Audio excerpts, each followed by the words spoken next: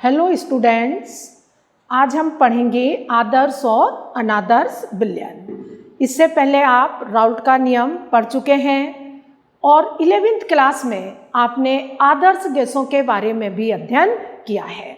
आपसे पूछा जाए कि आदर्श गैस क्या होती है तो आप उत्तर देंगे कि ऐसी गैसें जो बॉयल और चार्ल्स के नियम का पालन करती हैं या जो आदर्श गैस समीकरण PV = nRT का पालन करती है।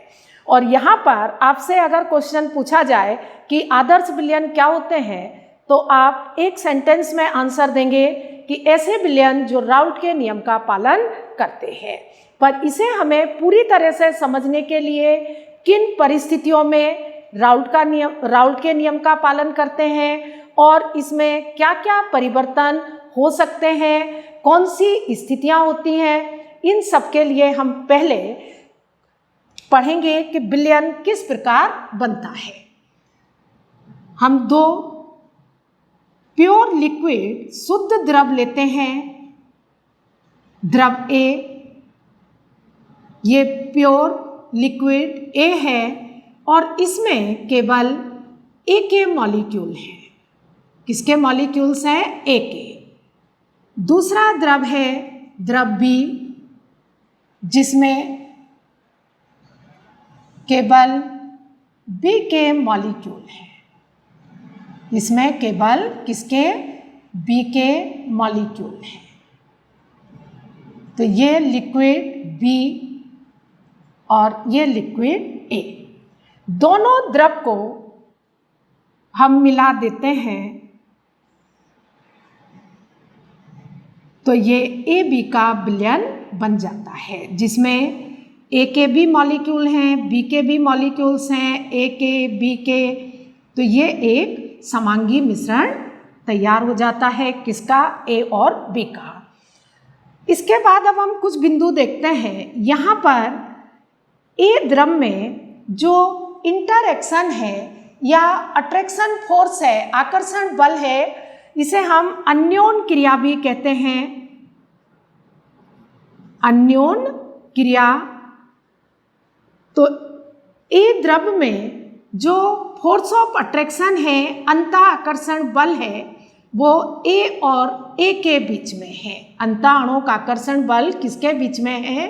A और A के बीच में है।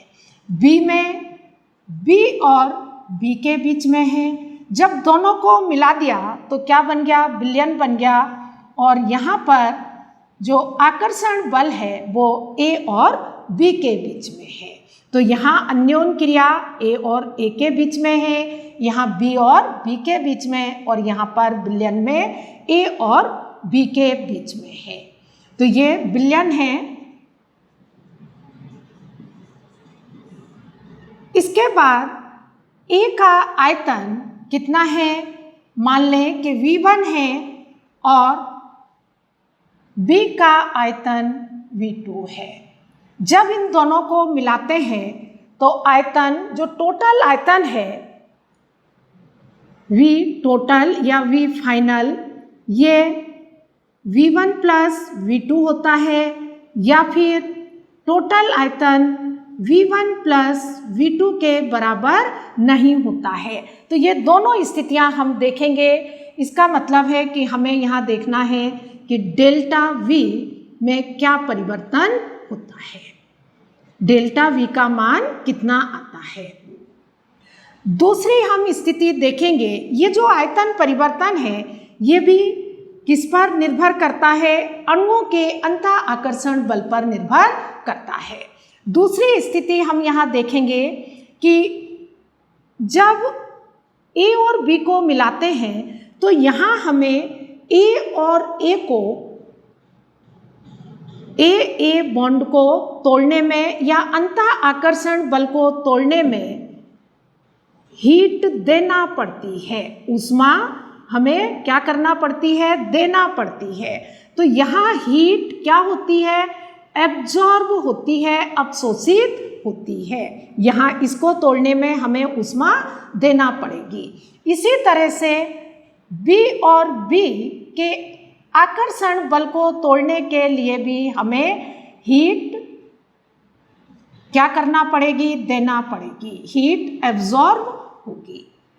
जब ए और बी के बीच बॉन्ड फॉर्म होता है, तो जब ए बी के बीच में बॉन्ड बनता है या ए बी बनता है तो हीट रिलीज होती है, मतलब ऊष्मा उत्सर्जित होती है।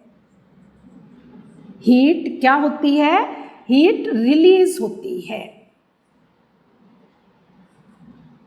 ऊष्मा क्या होगी, उत्सर्जित होती है। तो हमें यहाँ पर देखना है कि बॉन्ड को ब्रेक करने में, तोड़ने में जितनी ऊष्मा दी, क्या उतनी ही ऊष्मा बॉन्ड के बनने में उत्पन्न हुई। मतलब दूसरा हमें देखना है कि डेल्टा एच एंथैल्पी परिवर्तन पर क्या प्रभाव पड़ता है। तो आयतन परिवर्तन और एंथैल्पी परिवर्तन दोनों ही किस पर निर्भर करते हैं, अणुओं के अंतः आकर्षण बल पर निर्भर करते हैं। और कैसे निर्भर करते हैं ये हम अब जब आदर्श विलयन पढ़ेंगे अभी, तो उसमें एक एक करके देखेंगे। यहाँ हमें इतना समझ में आ जाना चाहिए कि यहाँ जो अन्योन क्रिया है वो ए और ए के बीच में है, यहाँ बी और बी के बीच में है। जब दोनों को मिलाया तो दोनों को मिलाने पर जब विलयन बना तो आकर्षण बल या अन्योन क्रिया ए और बी के बीच में है। यहाँ बंध को तोड़ने के लिए, ए और ए को अलग करने के लिए हमें हीट देना पड़ती है। इसी तरह से बी और बी को अलग करने के लिए हीट देना पड़ती है, ऊष्मा देना पड़ती है, मतलब ऊष्मा अवशोषित होती है। और जब ए बी बनता है तो ऊष्मा उत्सर्जित होती है या हीट रिलीज होती है। तो अब हम आदर्श विलयन पढ़ेंगे कि आइडियल सॉल्यूशन या आदर्श विलयन क्या होते हैं।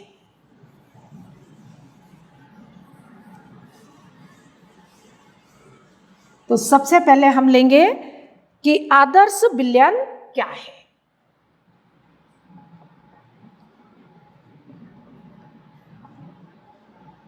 ऐसे विलयन जो सभी सांद्रण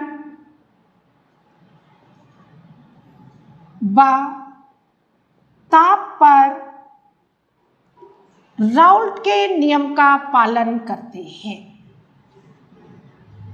राउल्ट के नियम का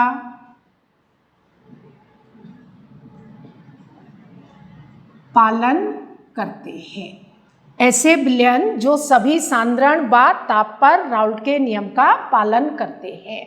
यदि हम विलयन का सांद्रण परिवर्तित कर दें तब भी राउल्ट के नियम का पालन करना चाहिए और ताप परिवर्तन पर भी राउल्ट के नियम का पालन करना चाहिए। तो पहली परिस्थिति कि सभी सांद्रण व ताप पर राउल्ट के नियम का पालन करते हैं। दूसरा बिंदु है कि राउल्ट के नियम का पालन करते हैं, तो इसका मतलब है कि P ऑब्जर्व मतलब जो हमने दाब का मान किससे बैरोमीटर द्वारा प्राप्त किया है वो बराबर होगा किसके, P कैलकुलेट गणना से प्राप्त जो हमने नापा है, मापन किया है, वो दाब वाष्प दाब किसके बराबर होगा, जो गणना से प्राप्त है। और इसे हम किस तरह से लिखेंगे, PA equal P naught A into zeta A। यदि आदर्श विलयन है तो उसके लिए जो प्रेक्षित वाष्प दाब है वो किसके बराबर होगा, गणना से प्राप्त वाष्प दाब के बराबर होगा। इसे आप इस तरह से भी लिख सकते हैं, vapour pressure observe and vapour pressure calculate गणना से प्राप्त और प्रेक्षित दोनों का मान बराबर होगा किसके लिए, आदर्श विलयन के लिए। PB बराबर होगा P नॉट बी इंटू जीटा बी। और P टोटल वाष्प दाब किसके बराबर होगा? PA प्लस PB के बराबर होगा। इसे हम कैसे समझ सकते हैं कि यहाँ पर द्रव A, तो यहाँ पर A द्रव में A और A के अणुओं के बीच आकर्षण बल है। द्रव B में किसके? B और B के अणुओं के बीच आकर्षण बल है। अब ये दोनों का जो आकर्षण बल है A और A के बीच, B और B के बीच, विलयन में किसके बराबर है? AB के आकर्षण बल के बराबर है।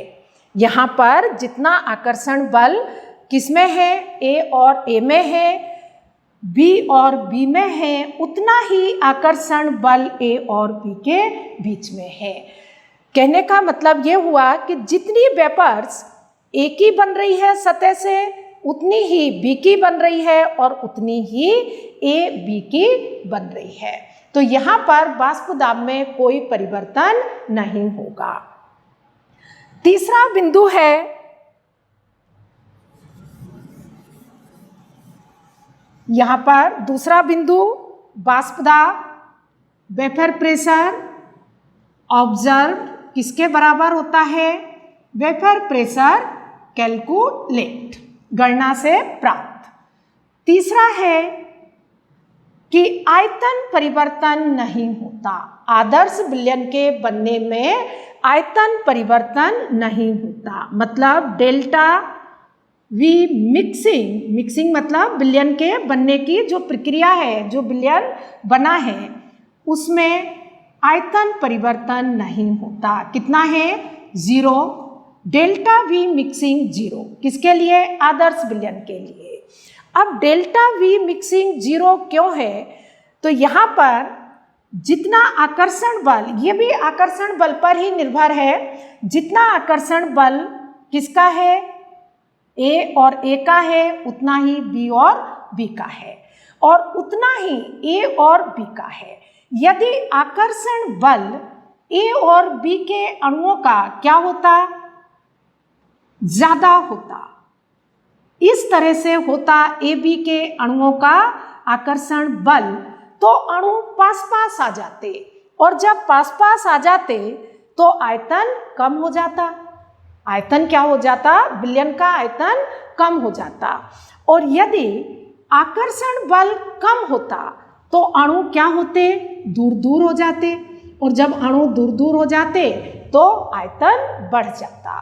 पर यहाँ पे अंतः आकर्षण बल बराबर है, तो फोर्स ऑफ अट्रैक्शन बराबर होने पर आयतन में कोई परिवर्तन नहीं होता है। अगला बिंदु है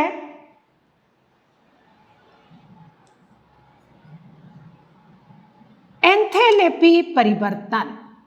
एंथैल्पी परिवर्तन, अब एंथैल्पी परिवर्तन मिक्सिंग, ये भी कितना है? 0 है।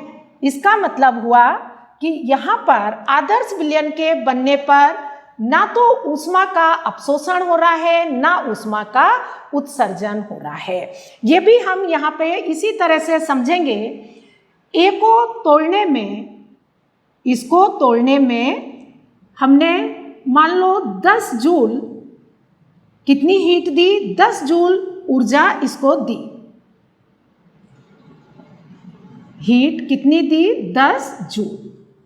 और भी बंध को तोड़ने में भी हमने कितनी? 10 जूल ऊर्जा दी। अब यहाँ AB के बनने में भी 10 जूल ऊर्जा उत्पन्न हुई, तो यहाँ हम इस रिएक्शन को किस तरह से लिखेंगे? AA प्लस BB और क्या बन जाएगा? AB। तो AB के यहाँ कितने मोल बन रहे हैं? बैलेंस कर लेंगे। A के 2 है, B के भी यहाँ 2 एटम हैं, तो ये 2AB बन जाएगा। अब यहाँ पर हीट पर मॉलिक्यूल कितनी 10 जूल उत्पन्न हो रही है। तो इस रिएक्शन में हम देखें, ए को तोड़ने में हमने कितनी दी 10 जूल, बी को तोड़ने में हमने कितनी दी 10 जूल, और ए बी के बी बनने में कितनी हीट उत्पन्न हुई 10 जूल। पर यहाँ 2 मॉलिक्यूल बने तो यहाँ पर कुल कितनी हुई 20 जूल। ये हमने इतनी खर्च की और हमें कितनी हीट मिली 20 जूल हीट हमें मिल गई। तो यहाँ पर एंथैल्पी परिवर्तन यदि हम देखें तो क्या है, जितनी ऊष्मा हमने दी उतनी ही ऊष्मा उत्पन्न हो गई। तो इसका मतलब है कि एंथैल्पी परिवर्तन नहीं होता। आदर्श विलयन के बनने में एंथैल्पी परिवर्तन नहीं होता। तो इस तरह से हम आदर्श विलयन के गुणों को लिखते हैं कि सभी सांद्रण व ताप पर राउल्ट के नियम का पालन करते हैं।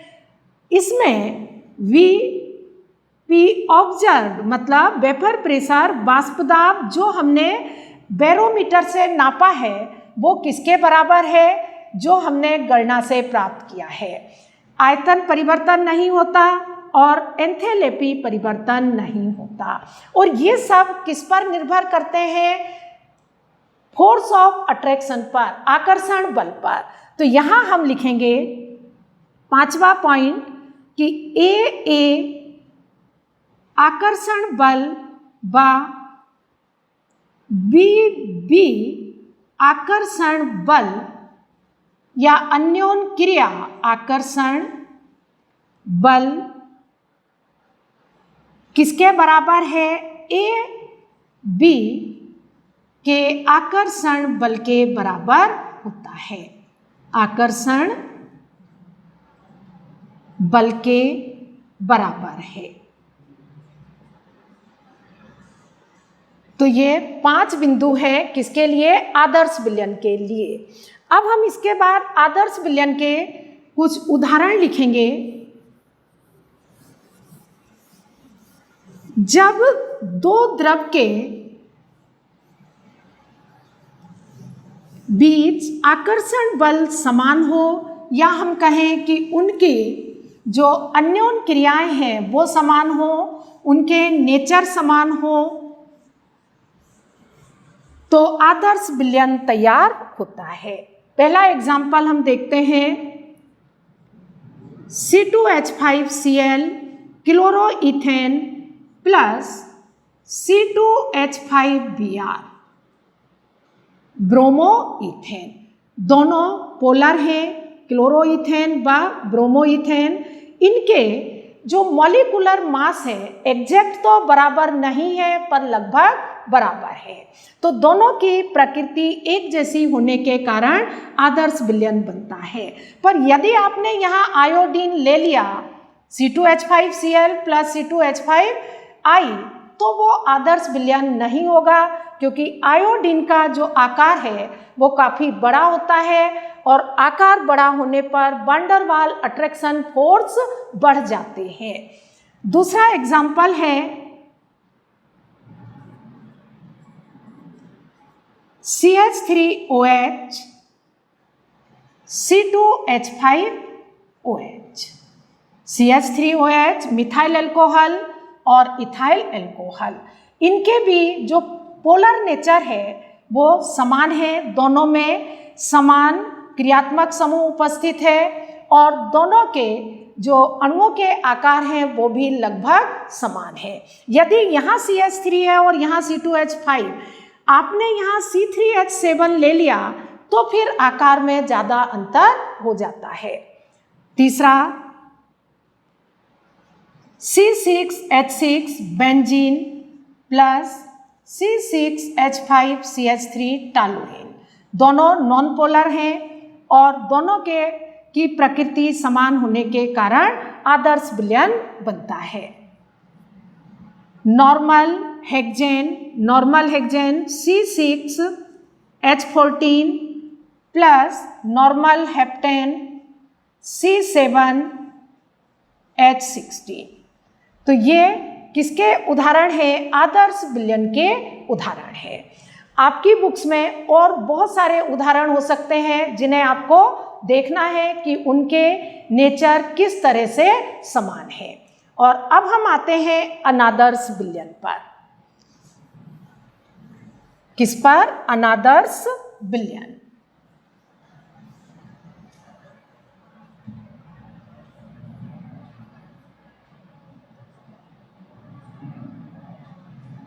अनादर्श विलयन, अब जो आदर्श विलयन के गुण हैं उनके विपरीत किसके गुण होंगे? अनादर्श विलयन के गुण होंगे। तो यहाँ पर अनादर्श विलयन क्या होंगे? जो सभी सांद्रण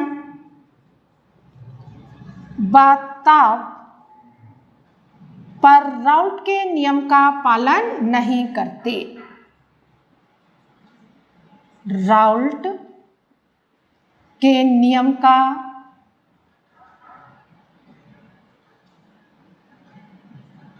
पालन नहीं करते, क्या कहलाएंगे? अनादर्श विलयन कहलाते हैं। दूसरा, जो वेपर प्रेशर ऑब्जर्व्ड है, मतलब प्रेक्षित जो हमने बैरोमीटर से ज्ञात किया है, वो किसके बराबर नहीं है? वेपर प्रेशर वाष्पदाब कैलकुलेट जो हमने गणना से प्राप्त किया है, मतलब विलयन का जो वाष्पदाब है वो राउल्ट के नियम के वाष्पदाब के बराबर नहीं है।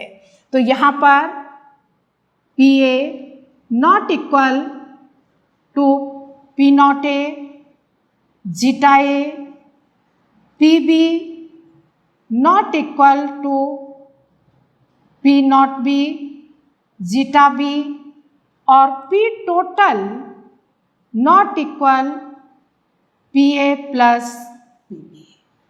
तो इस तरह से वाष्पदाब जो है कौन सा? जो हमने बैरोमीटर से नापा है वो राउल्ट के नियम के द्वारा कैलकुलेट या गणना किए गए वाष्पदाब के बराबर नहीं होता है।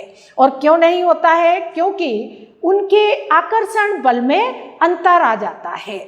तीसरा बिंदु हम देखते हैं आयतन परिवर्तन। तीसरा बिंदु है डेल्टा V आयतन परिवर्तन, delta V mixing not equal 0, मतलब आयतन में जो परिवर्तन है वो 0 के बराबर नहीं है। डेल्टा V 0 नहीं है। यदि 0 नहीं है तो क्या है? या तो 0 से बड़ा है या कम है, मतलब या तो आयतन में वृद्धि हो रही है या आयतन में कमी हो रही है। तो जब हम दो द्रव को मिलाकर विलयन बनाते हैं और विलयन में अणुओं के बीच आकर्षण बल ज़्यादा होता है तो अणु पास पास आ जाते हैं और आयतन कम हो जाता है। इसी तरह से जब अणु दूर दूर हो जाते हैं तो आयतन में वृद्धि हो जाती है। चौथा पॉइंट है डेल्टा H मिक्सिंग एंथैल्पी परिवर्तन भी 0 नहीं है। अब 0 क्यों नहीं है? तो यहाँ पर दो द्रव मिलाकर विलयन बनाया। यहाँ पर A और A के बीच में आकर्षण बल है, ये A के अणु है, और यहाँ B और B के बीच में आकर्षण बल है। अब इसको तोड़ने के लिए, इस बॉन्ड को ब्रेक करने के लिए हमने कितनी हीट दी? सपोज हमने 10 जूल हीट यहाँ दी। कितनी? 10 जूल। इसको भी तोड़ने के लिए हमने 10 जूल हीट दी, और जब मिलाया इसको तो क्या बन गया? विलयन बन गया, जिसमें आकर्षण बल किसके बीच में है? A और B के बीच में है। अब यहाँ पर ये कितने? 2 मॉलिक्यूल्स बनते हैं। अभी हमने यहाँ इस तरह से रिएक्शन लिखी थी AA प्लस B, और यहाँ क्या बन रहा था? 2AB।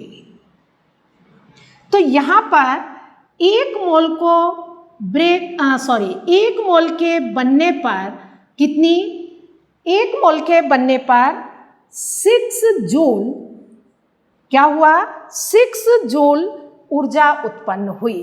तो यहाँ देखना ये 10 जूल, इसको तोड़ने में 10 जूल, और एक बॉन्ड के बनने पर कितनी हुई 6, तो 2 में कितनी हो जाएगी 12। यहाँ हमने खर्च कितनी की 20 और हमें कितनी मिली 12 जूल मिली। तो इसका मतलब हुआ कि एंथैल्पी परिवर्तन होता है। इसी तरह से यदि जितनी हमने खर्च की है और उससे ज़्यादा उत्पन्न हुई है तो भी एंथैल्पी परिवर्तन होगा। तो delta H mixing not equal 0।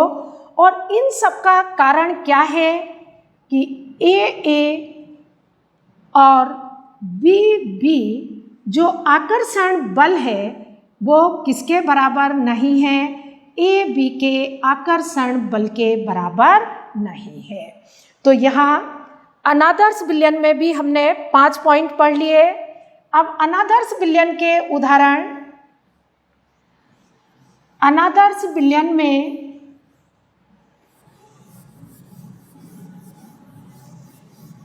जो उदाहरण आएंगे वो ऐसे आएंगे कि दोनों द्रव के प्रकृति अलग अलग होगी।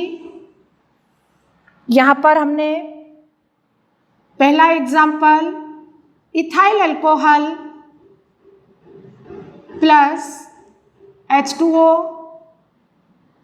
अब इसमें दोनों के बीच में हाइड्रोजन बॉन्ड है, पर जब इन दोनों को मिलाते हैं और विलयन बनता है तो एक नया हाइड्रोजन बॉन्ड बनता है। तो इस तरह से जो नया हाइड्रोजन बॉन्ड बनता है वो इनके अलग अलग हाइड्रोजन बॉन्ड की तुलना में दुर्बल होता है। इसी तरह से methyl alcohol plus H2O, chloroform CHCl3 plus acetone,